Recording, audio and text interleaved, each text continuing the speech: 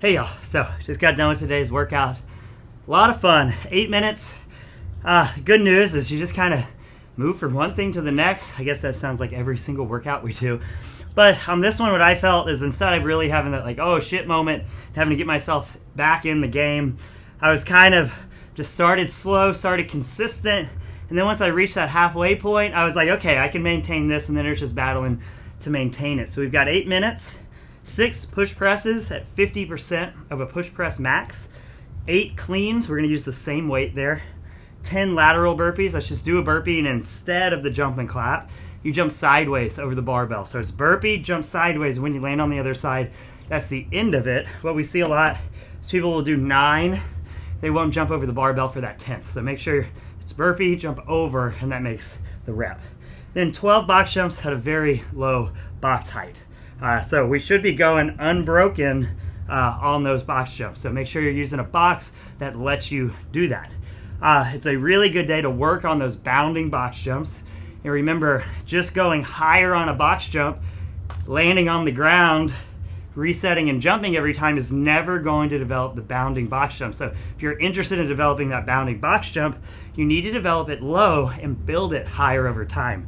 You'll be, especially if you're used to using a higher box, you'll be very surprised how quickly you can build up to that same box height you are used to, but you'll go like 3 times faster and use way less energy. So if you're keeping score today, I don't recommend it. I recommend just making sure the overhead looks good, make any adjustments you need to make, and just trying to stay consistent. But whenever, so for in the future when we're doing a testing workout, the people, if there's box jumps in it, the people who do bounding are going to crush everybody else. So it's worth going lower, developing that bound if scores in the future is ultimately something you care about. 6, push press. You're not going to want to pick the bar up multiple times, so just make sure you go unbroken on those each time. So 6 push press. 8 cleans.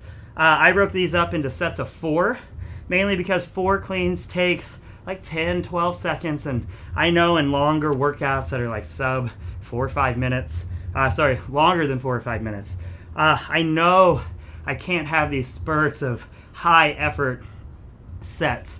And I always go back to Tabata intervals, 20 seconds of work, 10 seconds of rest. I'm always trying to keep my rest down to about 10 seconds.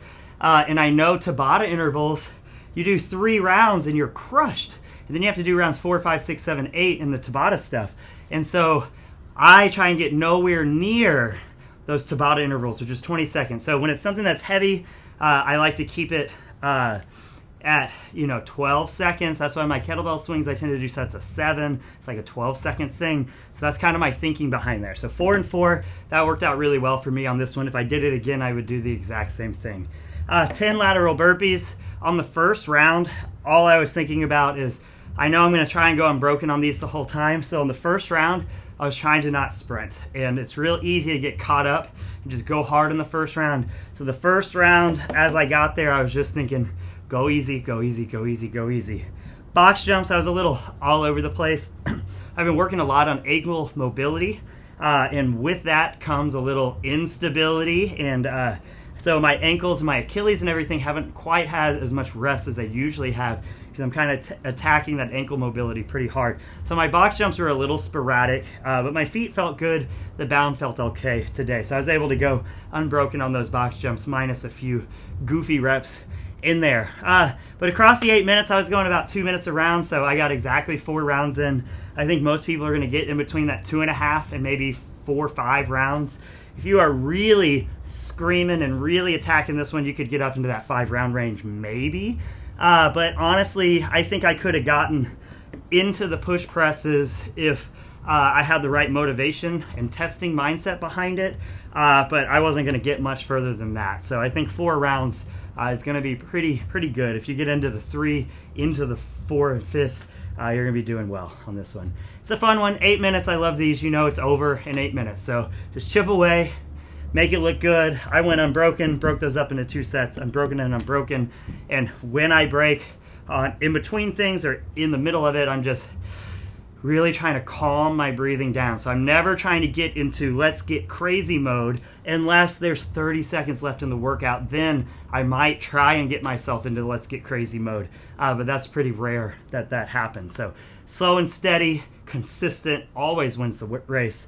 Have fun with this one. Talk to y'all soon.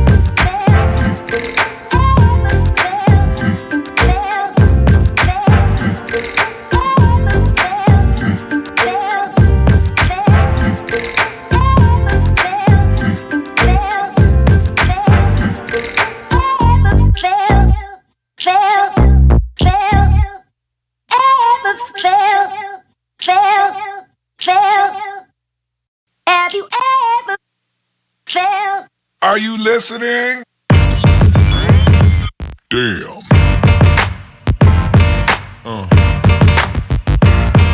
Yeah. Yeah.